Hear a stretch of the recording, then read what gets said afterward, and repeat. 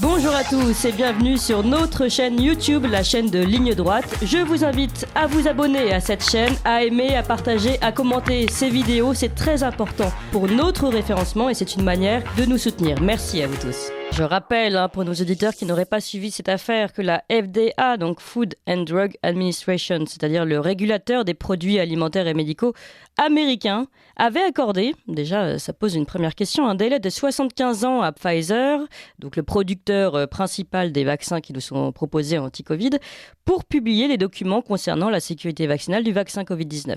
Donc 75 ans accordés pour publier ces documents de sécurité. Déjà, pourquoi avoir accordé 75 ans alors que ce même FDA, donc ce même régulateur, a seulement après 108 jours de contrôle sécuritaire autorisé Pfizer à mettre sur le marché son vaccin. Donc, première question, pourquoi l'avoir accepté et pourquoi un tel délai, 75 ans? Bon voilà, en début de mois de janvier, malgré tout, janvier 2022, le juge fédéral Mark Pittmana a ordonné à Pfizer de publier 55 000 pages par mois, si je ne me trompe pas. 12 000 pages ont déjà été publiées à la fin du mois de janvier et la dernière publication donc est arrivée le 2 mai dernier. Donc dans ces documents, on voit notamment qu'il est question de risques potentiels importants rangés dans la catégorie des VAED, c'est-à-dire des maladies aggravées associées au vaccin, et des VAERD, c'est-à-dire les maladies respiratoires aggravées associées au vaccin. Et ça, ce sont dans les documents officiels de Pfizer, un document dont pourtant aucun média ne parle en France, alors que d'autres médias étrangers, eux, s'en emparent déjà. Heureusement que nous avons des lanceurs d'alerte comme Florian Philippot. Bonjour. Bonjour. Vous êtes président du mouvement Les Patriotes et évidemment vous avez beaucoup travaillé sur ces sujets. C'est pour ça qu'on vous donne la parole aujourd'hui sur ces documents dont personne ne parle en France. Oui, mais je crois que en réalité vous avez tout parfaitement résumé. Ce qui est d'abord frappant, c'est les 75 ans. Bon, mais on peut quand même remarquer qu'aux États-Unis, il y a une justice. On pourrait douter qu'en France, un juge ait l'outrecuidance d'exiger de l'État qu'il publie, par exemple, les réunions du Conseil de défense sanitaire, dont je rappelle qu'elles sont outrageusement couvertes par le secret défense. Alors nous, c'est pas 75 ans, c'est 50 ans. Mais bon, c'est quand même pas mal, vous me direz. Et là, par contre, chez nous, il n'y a pas de juge qui a eu le courage de lever tout ça. Après, si on regarde les choses dans le détail, on se dit, mais quand même, je parle pour la France, mais il y a eu beaucoup de pays concernés. Non seulement ce serait un vaccin qui aurait été administré de manière parfaitement normale, un produit administré parfaitement normalement, ce serait déjà choquant. Parce qu'on pourrait se dire l'information complète sur les effets secondaires notamment, ou la réelle efficacité du produit n'a pas été donnée à la connaissance. Il y a eu des campagnes qui continuent d'ailleurs, il y a toujours des campagnes de plus. Ce matin, je mettais la radio, j'entendais tous vaccinés, tous protégés. Ça continue. Donc, on sait maintenant que scientifiquement, c'est faux. Mais ça continue. Mais en plus, les 9 pages, par exemple, d'effets secondaires dans les documents de Pfizer, évidemment, personne ne les connaissait. Mais en plus, on n'a pas administré comme d'habitude ce produit. On l'a administré de force. Pour certains métiers, tout simplement, pour que les gens gardent leur boulot, c'était obligatoire, les soignants, les pompiers, etc., on le sait bien. Et pour toute la population, via une quasi-obligation vaccinale, en fait, qui est par la création d'outils de coercition inédits, comme un pass sanitaire, puis un pass vaccinal. Et là, ça redouble le scandale. Parce que non seulement il y a un problème d'information sur le produit, mais en plus, on vous oblige à prendre le produit d'une manière ou d'une autre. Moi, je ne vois pas très bien comment on va pouvoir sortir de cette affaire sans se rendre compte qu'on est face au plus grand scandale sanitaire du siècle. Ça me paraît évident. Mais en plus, sans que certains voient leur responsabilité, y compris pénale, posée très clairement. Oui, c'est vrai que ça pose de grandes questions. Et si on rentre dans le vif du sujet, c'est-à-dire le contenu de ces effets, de ce document, en tout cas publié par Pfizer, si je vous lis, évidemment, je n'ai pas lu l'ensemble du document, je l'avoue, mais c'est juste énorme, c'est compliqué. J'ai essayé de comprendre certains tableaux, donc je me suis penchée longuement dessus hier. On voit notamment aussi ces pages d'effets, de rapports d'événements indésirables post-autorisation, et on peut clairement lire accident vasculaire cérébral, les inflammations, convulsions dans l'enfance, convulsions locales, embolie de l'artère coronaire, thrombose de l'artère coronaire, maladie de Crohn, décès néonatal, thrombose. Il y a aussi la maladie de Morissette qui était indiqué, infarctus, infarctus cérébral embolique, pneumonie embolique. Donc évidemment, ça fait toujours peur quand on lit une liste d'effets secondaires et on va nous dire c'est quasiment la même chose que vous pouvez lire en prenant de l'aspirine. C'est souvent la réponse qu'on nous donne. Il se trouve que les proportions aujourd'hui des effets désirables remontés sont quand même bien plus importantes que les proportions habituelles pour sonner l'alerte autour d'un médicament. Ça alerte, je vais vous dire, le problème en France, c'est qu'on n'a pas de transparence là-dessus. On n'a pas de remontée officielle des choses. Et quand vous interrogez Véran, il vous explique qu'il n'y a absolument aucun problème. Donc là, il mente. Et le problème, c'est que moi, je suis désolé, vous savez, autour de moi, je connais déjà personnellement des gens qui ont fait des myocardites suite à la vaccination. J'en connais personnellement. Donc, si vous voulez, je n'ai jamais connu pour aucun autre médicament une telle proportion de gens qui ont eu des problèmes d'effets secondaires. Je ne suis pas le seul à avoir ce genre de connaissances. Il suffit de discuter un petit peu. Vous savez, la meilleure statistique, c'est quand même la vie. Vous discutez, puisque l'État nous refuse des statistiques claires pour le moment, mais je ne doute pas qu'on les aura un jour. On va batailler et on les aura clairement. Mais pour le moment, on a l'expérience de la vie et il suffit de voir statistiquement à quel point c'est répandu. On parle de Creutzfeldt-Jakob. Nous avons eu à déplorer le décès de Morissette Doyer cette semaine. Mais quand vous parlez avec Marc Doyer ou les responsables de l'association Verity, ils vous expliquent qu'ils ont déjà collecté des dizaines, rien qu'en France, de cas de Creutzfeldt-Jakob très probablement liés à la vaccination, puisqu'en plus, ce sont des formes accélérées de Creutzfeldt-Jakob qui parfois duraient sur 15-20 ans. Là, ça dure sur moins d'un an.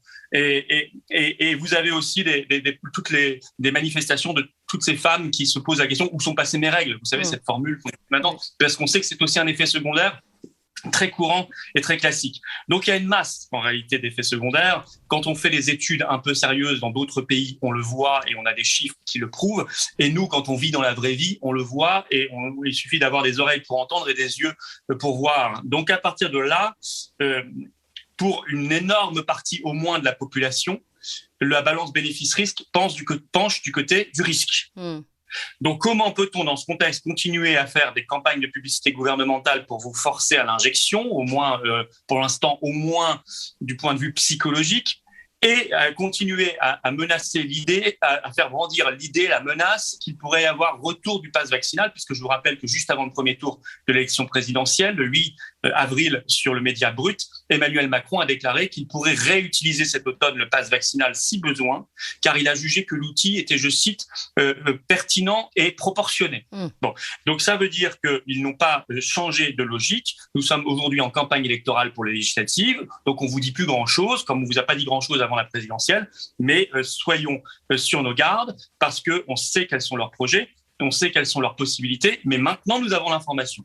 Oui. Et ça va nous donner du carburant pour pouvoir repousser évidemment tous ces assauts qui viendront. Florian Philippot, il y a une autre information qu'on avait depuis le départ en fait, mais que pas grand monde n'osait reprendre, c'est tout simplement l'information autour de Pfizer, le fait que Pfizer est une entreprise déjà corrompue qui a déjà été condamnée à plus de 10 milliards de dollars d'amende, dont un nombre conséquent pour pratiques de corruption étrangère.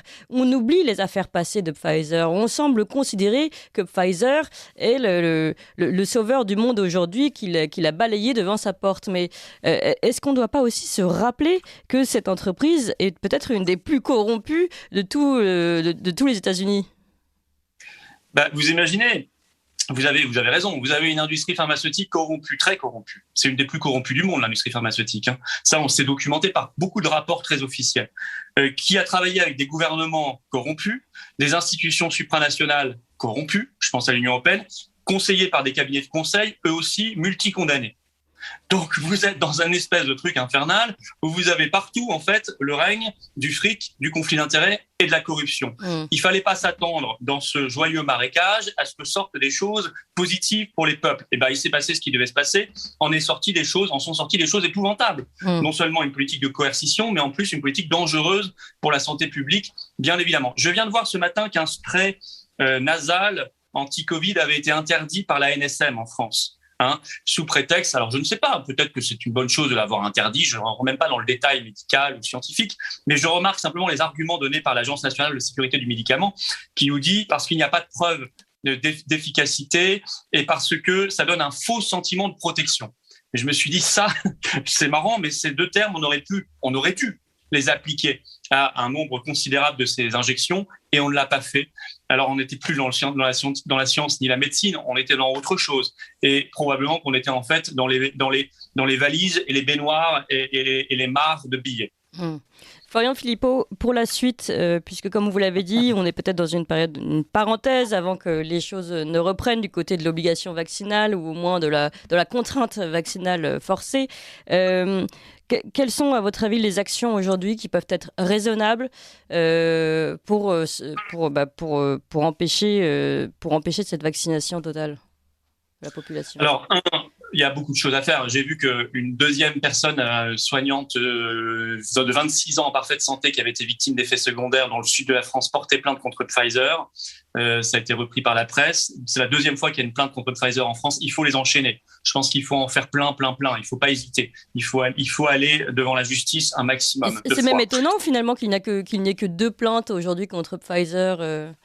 Oui, parce que je pense que vous avez un barrage quand même médical des médecins qui très souvent vous disent mais non, ça n'a rien à voir, parce qu'eux-mêmes ne veulent pas avoir d'ennui, parce qu'eux-mêmes c'est compliqué dès qu'ils cochent la mauvaise case en quelque sorte. Donc il y a une espèce de système comme ça où on fait tout pour regarder ailleurs, mais ça va craquer et c'est en train de craquer. 2, il faut que les associations de victimes continuent de s'organiser. On pense à Verity France, il y en a sûrement d'autres. Elles font un super boulot, il faut continuer de les renforcer.